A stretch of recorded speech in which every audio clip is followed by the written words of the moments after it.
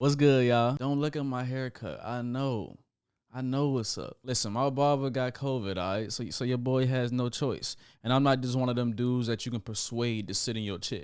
Like, that's not happening. I gotta give credit what credit is due, though. Like, these new up-and-coming barbers, they be quick with it. They be quick. Like, as soon as I stepped in the shop, I hear, oh, your barber not here today. I got you. Look, I got you. No, you don't got me, boy. I'm sorry. You don't look familiar. I'll tell you who I am familiar with, though.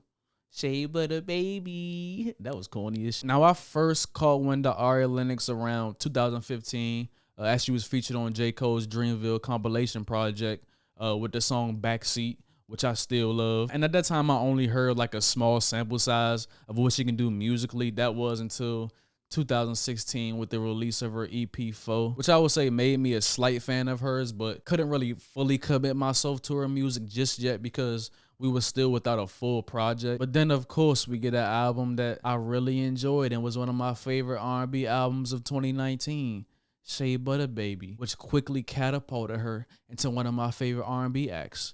I can't lie. This album right here really made me realize how talented Ari is. And not just as a singer, because we all know Ari's vocals are gorgeous. I mean, they're gorgeous. But her writing really impressed me on this project as well. Like, she embodied the exact depiction of a woman that has a smooth and soft exterior, but in the inside, she aggressive as hell. The overall layouts and sounds of these tracks are so dreamy, but in the lyrics, you can tell that she's a woman that knows what she wants, and she's gonna test your gangster as a man. That's just how she is. I noticed that a lot of what I love about Ari comes from just the feeling of authenticity. When it comes to R&B artists in this generation, I look for more than just a beautiful voice. And don't get me wrong, that shit hard to find now. It's hard, but to me, it gets even deeper than that. You can tell when she makes music, it comes from within. You know what I mean? You can tell that she actually believes and is invested in what she's absorbing her music with. Her music gives me somewhat of the same feeling like a early 2000s R&B gave. You know what I mean? Like how natural and how homegrown it is. It doesn't seem forced like a lot of R&B that's being pushed to the forefront now. So when I hear comparisons to like a Erykah Badu or who else they be comparing her with, like a Maya, I can see where they're coming from just based on the resemblance in the music or how it makes you feel. And I would say that's my main focus when it comes to the R&B music that I like or that I enjoy. I have to believe what you're saying. And most of all, since R&B is such a what's the word I'm looking for? Such an intimate genre, you have to be able to create a world that brings the listener closer to you as a person and as an artist. And I feel that's something she does very well, effortlessly. I actually wasn't prepared to do this video at all. Like, not even in the slightest. Like, I was actually going to record something else today. My plans was changed. You know what I'm saying? I can't say no to a surprise drop from Ari Lennox. Like, it's just that simple. I'm here, baby. The way I look at it is that this is just more material that's potentially going to be added to a playlist that I know everybody has in their phone. You know what I'm saying? Everybody has one. I love when Ari gets real deep in that jazz bag. So you know I'm hoping for some of that. Ari Lennox, Song 1, Queen Space, featuring Summer Walker. I love these two together.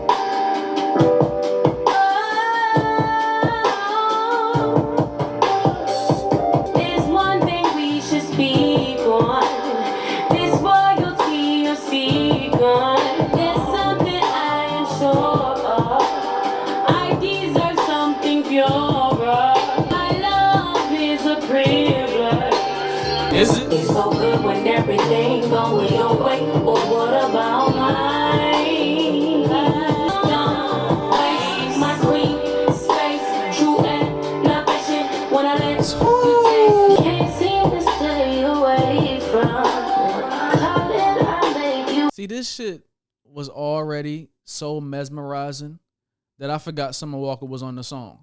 Like, I'm not even lying to you. I forgot I just said featuring Summer Walker. If you're meant to be, then just say so. I know you won't need to be sweet escape. Don't waste my queen space. This hook right here? Yeah.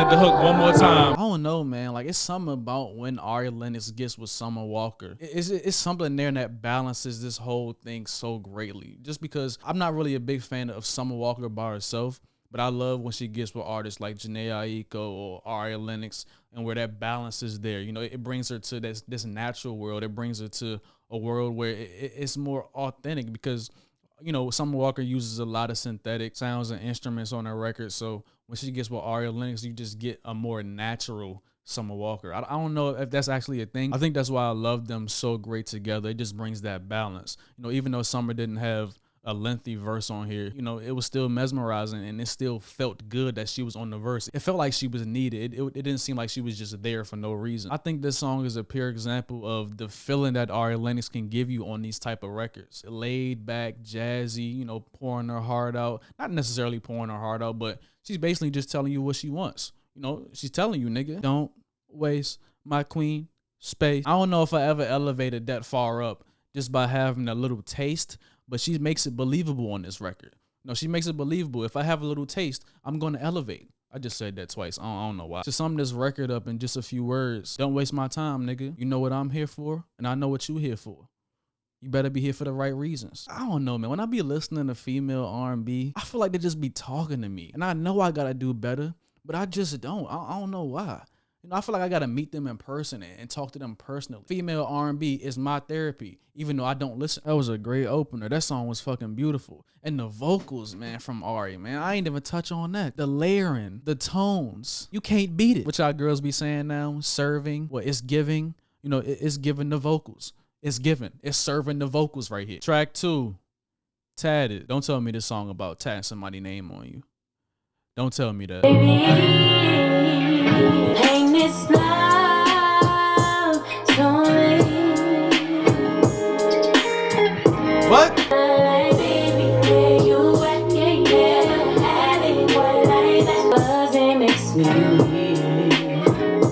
Put your heart. See, man, like the rhythm and flow of this song is just giving me like early 2000s, late 90s vibes. Over me, and it's tatted on my back. Baby, I love the way it feels. Sensation so real. That song definitely gave me like a full-on 90s R&B vibe, especially because of the production. Like I said in the beginning of the video, her voice naturally has that 90s aesthetic to it. So it's definitely going to hit much harder as far as that sound goes. So I like the surrounding sound of the production. The hook was definitely the most nostalgic part of the song. Just the bounce of it. It doesn't sound like anything that will come out in 2022. And like I said, her voice just adds on to that because she already sounds like a 90s artist. I know this is just a little EP to hold us over until her album drops. I think it's next week, right? September 9th. Is that next week? Yeah, that's definitely next week. Saying that to say that I'm not really expecting too much as far as content-wise, as far as conceptual-wise coming from this 5-track EP, because, I mean, it seems like it's just loosies that she threw out that didn't necessarily make the album. That Queen Space joint, though, that first song, I don't know why that wasn't on it. I'm really mostly interested in this EP, one, because, well, it was a surprise drop, so I want to see what she surprises with. And second, I just want to hear where Ari is as far as her vocals. I want to hear where she's grown as an artist. I don't know how old these songs are. But it sounds pretty new in my opinion. Shoot, this shit sound new as hell. You know, outside of this song being a call back to the 90s, it sounds pretty fresh to me. Track 3, Gummy.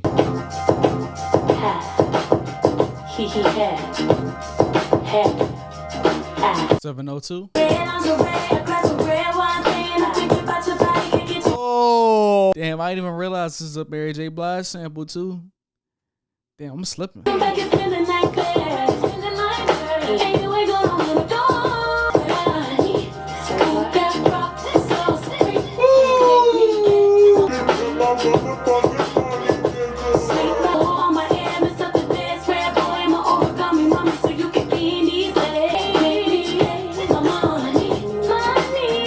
This the one.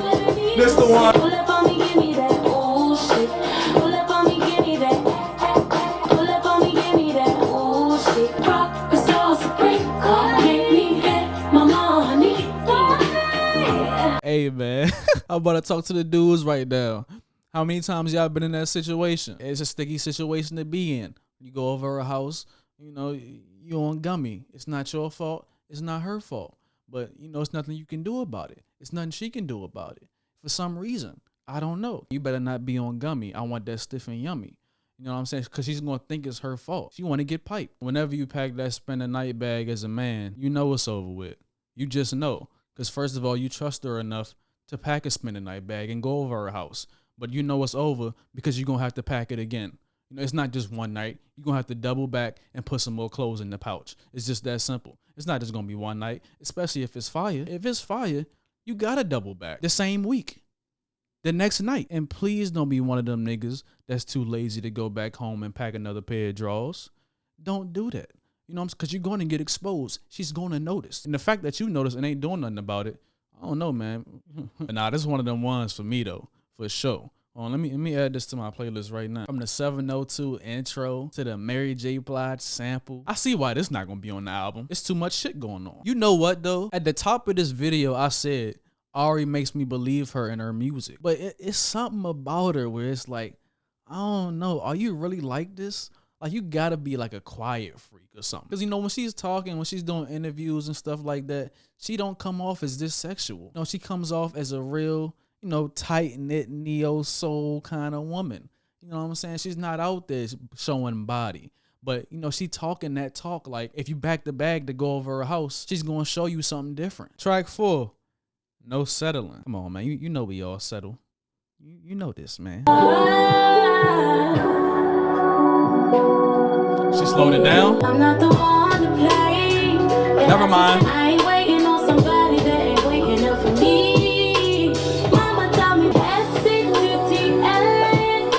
No, I ain't settling. You can't afford for me this cost a good grip I got need. You can't afford to bore me. This costs a good grip. I got needs. Ooh, okay. Okay. So what that mean? A nigga gotta buy you shit? Is that what you referring to, Ari? I hope not. I hope you're not one of them. I hope not. You know what? Of course you gotta buy the woman that you love shit. But she didn't even mention love in this song yet. She just saying you can't afford to bore her. So don't bore her even if y'all dating. You know what I'm saying? Because the dating stage is the lead up to the love stage, right? I don't even know if I'm making sense, but that line just threw me for a loop right there, Ari. I didn't know you was like this. You got me fucked up. I have options, but they garbage, so I'd rather be free. But nobody trying to hear you talk about your little checklist. What you think you better do? Could tell something's wrong.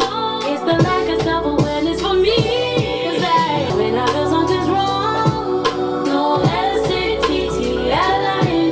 I like that song a lot. I like the fact that it's slow tempoed, but it still has that fast element to it. Like, you don't get bored within the production or the lyrics. It's not really any emptiness within these songs. Like, it's not much dead space that you have to account for. And I think it's the fact that these songs, a lot of these songs are, what, 2 minutes long? Yeah, see, this song was 2 minutes and 10 seconds. So although there's not a lot of room for error within these songs because they're so short, I like the fact that she knows that and she's getting straight to the point.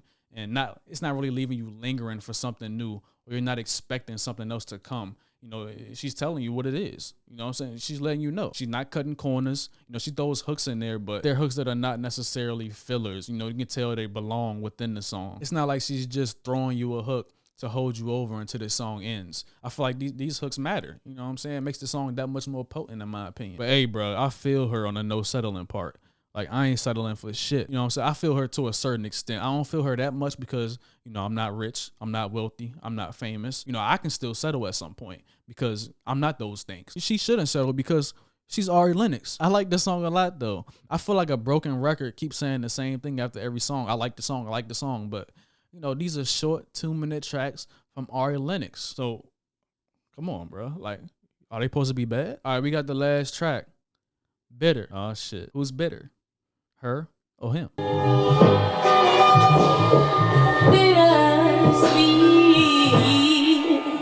Why it start like that? I don't know what else to do, 'cause you're blind in my eyes. I don't wanna be without you.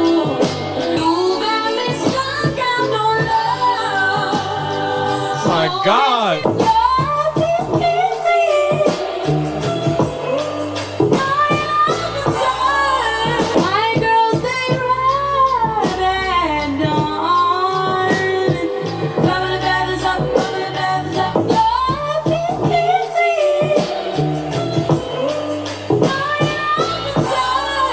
shit, man. I like that song too, man. I don't know. What you want me to do? What you want me to do? I will say this. This is not one of my favorite. This isn't my favorite out of the 5 tracks she had on here, but I will say I did like it. She talking about the love she had for a specific person and how it was bittersweet. Pretty much talking about the ups and downs of love, but explained in a pretty condensed manner. She says love is like a drug and mentions being strung out on it in a period of her life. I do think this is the one and only song on here though where she really extended her vocals to a higher pitch. I love that from her, and I love when she does that because that shows she can actually sing. That's a cheat code for her in my eyes because, believe it or not, a lot of R&B acts can't do that. And it's sad that R&B has become this synthetic thing where, you know, you got all this technology and this and that. You know what I'm saying? Where's the voice? Where's the shit that actually matters? She has all that. She has all the tools. And she showed it on this track right here, even though it's not one of my favorites. You know, because, I mean, I feel like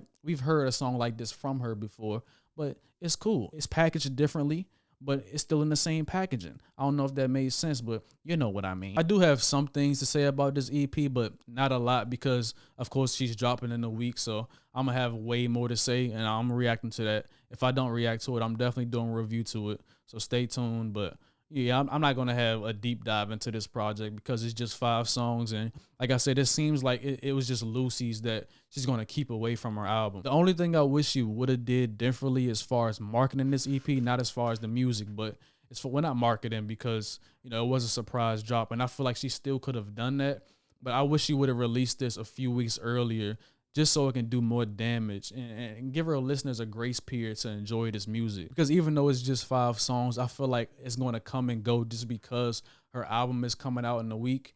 And you know, that puts a stain on these 5 records, in my opinion, that are really good. I think she did herself a disservice as far as releasing it a week before her album drops because I don't think it's going to have the staying power that I feel it deserves. You know what I'm saying? I feel like these songs are real good, and you know, and I feel like a lot of people aren't going to hear them. But as far as the music is concerned, I mean, I'm not mad at any record on here. Out of the 5 tracks, I like all 5 tracks. I could have did without the last track on here. Not saying I could have did without because, like I said, it's only 5 tracks, but I would say I didn't like that as much as I did the first 4. I've noticed that with every piece of music that Ari Lennox releases, she gradually becomes more open and more comfortable with talking about certain things. Because when she first came out, you can tell, well, when I first heard her, let me not say when she first came out because I know her fans probably going to get on me if I say that. You can tell she was a little closed off. You can tell she was a little timid.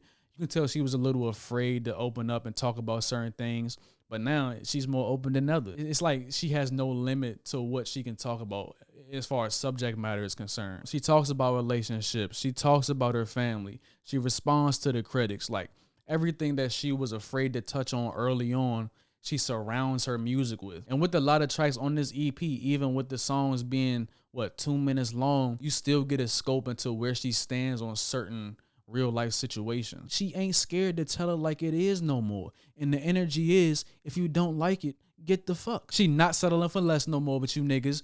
Wait, hold on. I'm saying niggas like I'm not still a nigga. Like, hold on, I need to make it known that I'm still on our side. I know it's some females watching right now. I know y'all watching, but I gotta keep it real. I'm never switching. She alludes to wanting to love, but isn't necessarily chasing something that doesn't exist anymore. I'm not saying that love doesn't exist, but, you know, just chasing that ideal man that she's looking for. Of course, she's not going to settle, but, you know, you got to know the difference between imaginary dreams and reality. She lets it be known that if she lets you in the circumference of her space or even her presence, that's a privilege. So she talking that talk on here.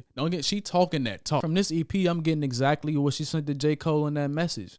And that's why I think that these are just cuts that didn't necessarily make the album. Because the subject matter on here matches the words that she typed, explaining what her album is primarily going to consist of. I love the song with Summer Walker.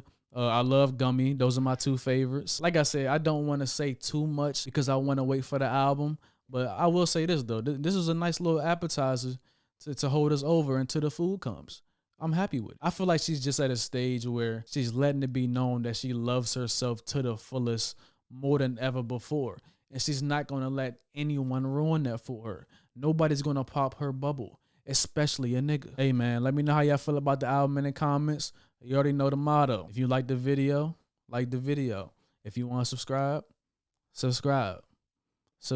Love y'all. Appreciate y'all. I'll see y'all in the next video. I'm gone. Yee.